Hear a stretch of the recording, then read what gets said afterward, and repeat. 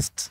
But my main point here is that we should not use a legal tool to treat a moral issue. We should not use the constitution to do everything. There are some things that are not about constitution. There are some things just about good manners. There are some things just about the social habits we should have. Let us find a way to protect everybody and coexist with everybody. Because this matter whereby everything should be taken to Parliament for amendment, there are so many things that need amendment in Parliament. Let them focus on gender imbalance in Parliament where they have never met gender balance. Let them focus on why youths are not in Parliament, which has not met the constitutional threshold. Let us focus on people live with disability whose rights are not being taken care of by Parliament. Let them focus on... My name is Professor Fred Ogolla. Today I'm addressing you on the economic implication of passing the Family Protection Bill. In as much as the family needs to be protected, in as much as I believe on the African values because I am an African value, I'm an African person, we also have to understand things into context. First and foremost, what problem are we trying to address by passing the Family Protection Bill? In Uganda, there was a chance whereby people started recruiting people to misuse them using what's called homosexuals, started recruiting young girls and boys and misusing them. And that's why Uganda passed the Eljibitikiu bill. In Ghana, it was more of someone who has personal relationship with the US that came up with the bill, sponsored by Honorable George. South Africa, having had a very long history of discrimination under apartheid, they discovered there was no need to put any form of discrimination either in their laws or the constitution because they passed through apartheid. So they are very clear in Article 9 that there is no discrimination of any kind, whether it's on sex, whether it's on gender, whether it's on race, whether it's on color or anything else. There's no form of discrimination. And I can tell you very well that the Family Protection Bill brings discrimination among certain people. Remember when we went to court on the Finance Act, the basis of nullifying the Finance Act was on discrimination. And I think that the bill sponsored by Charles Kanjama and Kaluma against the people who have declared that they have tendencies of LGBTQ is going to end up being discriminational.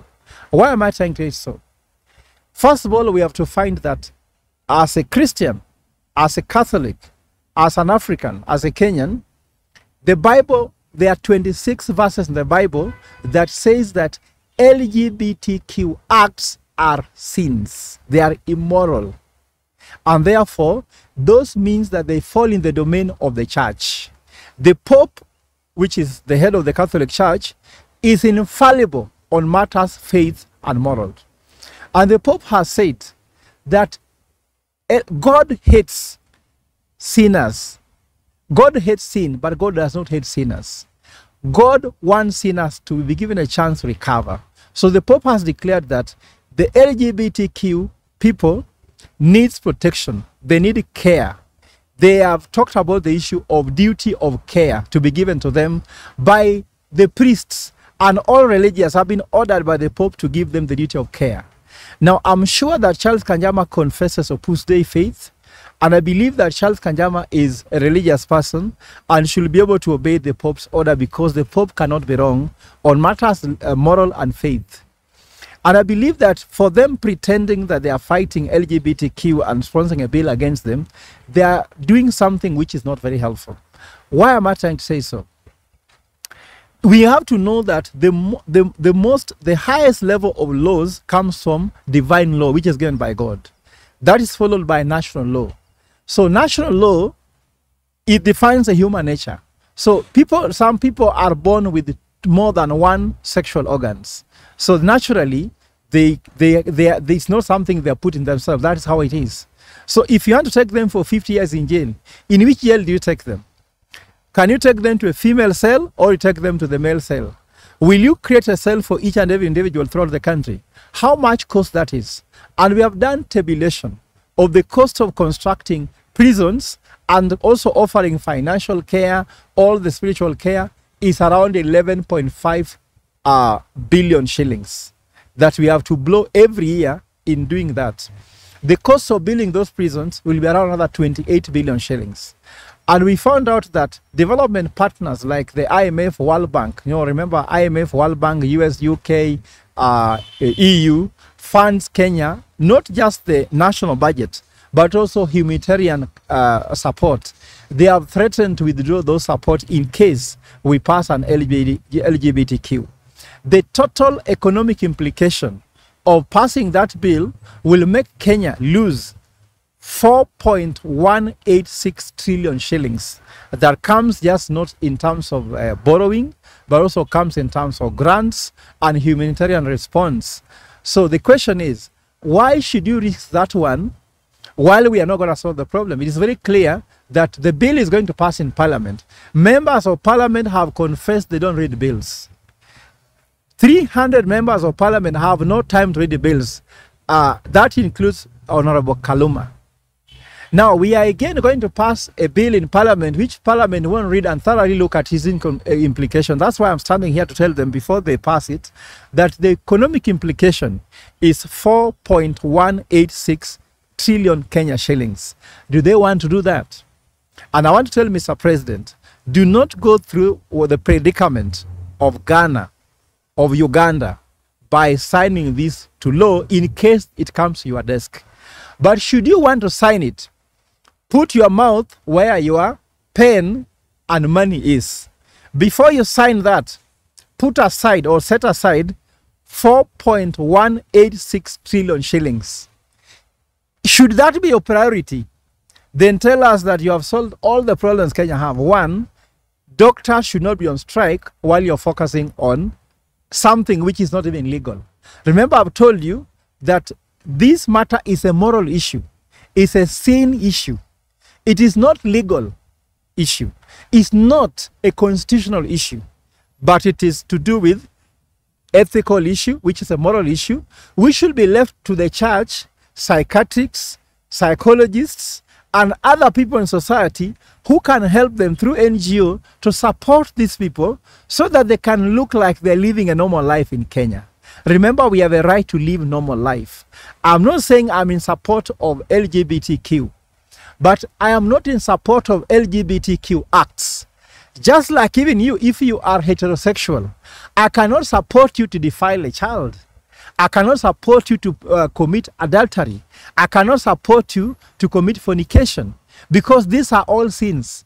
And the church is very clear. Hakuna dhambi ndogo. There is no sin which is smaller. Whether these guys are committing LGBTQ acts is sinful, equal to heterosexual. I want to challenge Kanjama, and I want to challenge also Kaluma. There is corruption in this country which has been institutionalized by all sectors. Even they receive bribes in Parliament to pass bills.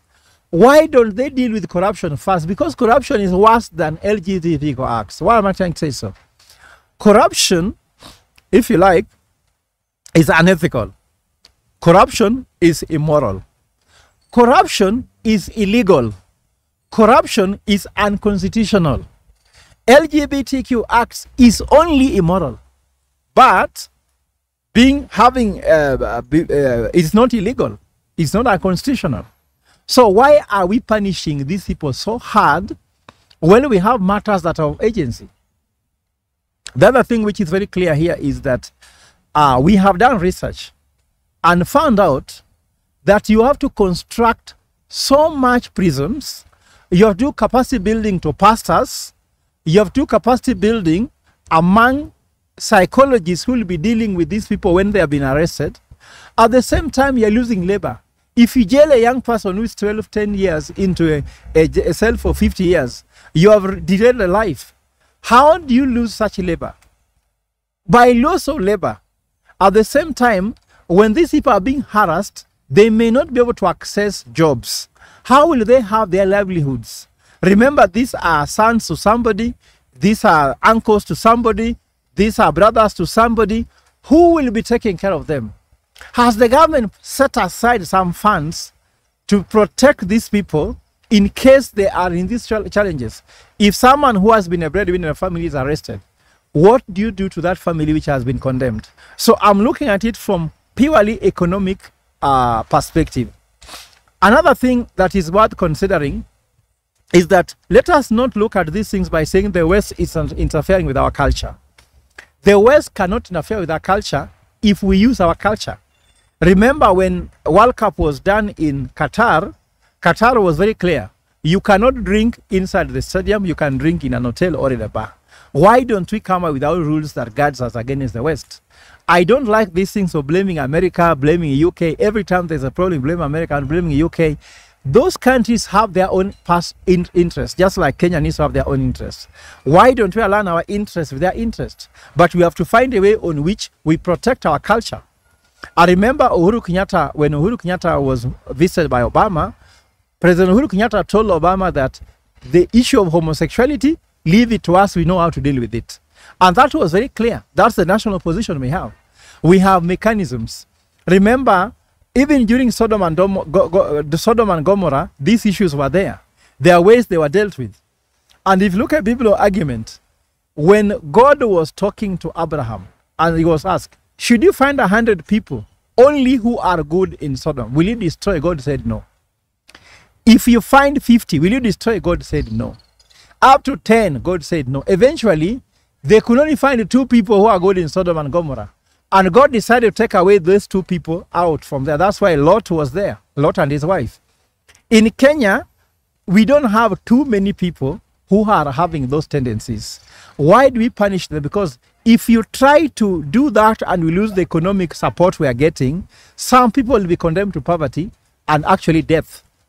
Why do we risk other people's economic livelihoods just for the sake of few people? Why don't we find a way to accommodate them, to support them, to ensure they coexist with us and live a normal life than actually going forward to punish them?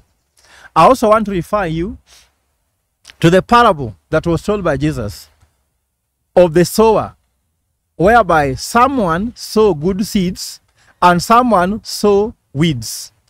And the master was asked, should he go and pluck the weeds? So let's assume that these guys or Eljibitikiu are weeds in our system. And Jesus said, no, don't pluck them, because you might actually, by time trying to pluck the weeds, you can destroy the wheat. So let the wheat and the weeds coexist until the last day of harvesting, when the Father will separate the wheat from the weeds. So even for me, let us not judge these people. Let us allow God to judge them. In the goodness of time, God will judge this thing. So let them coexist with us. Let us just protect them. But let us not allow them to interfere with other people's rights, just like we cannot interfere with their own rights. So that's what we mean by coexistence. So why don't we pass laws that protect not just those who are not LGBTQ, but also laws that protect those with LGBTQ, so that we can coexist. But my main point here is that we should not use a legal tool to treat a moral issue. We should not use the Constitution to do everything.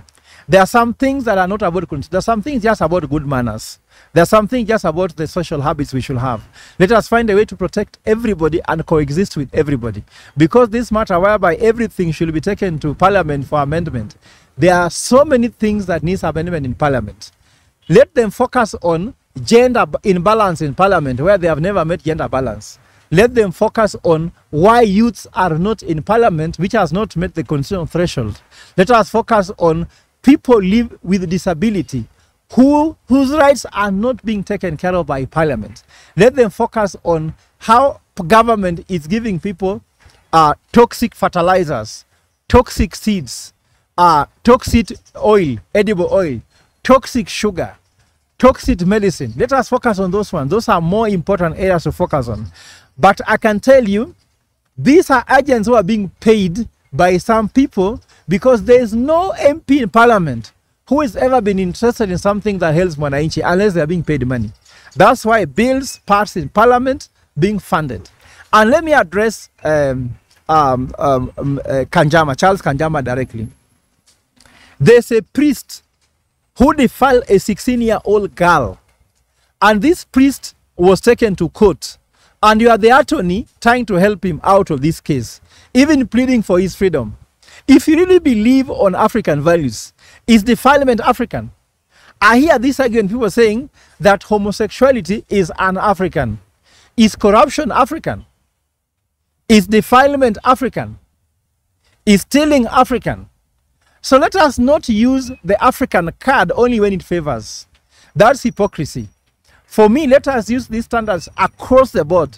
When we like it and when we don't like it, the law remains what is law. And I'll finish by saying there's what we call a clash of rights. Whenever everybody wants to have a right for everybody should be protected, and then there'll be a clash of rights. Let us use hierarchy of rights. In this matter, let us use divine law. God does not hate sinners, but God hates sin. So until they commit sin, there is totally no problem. Thank you.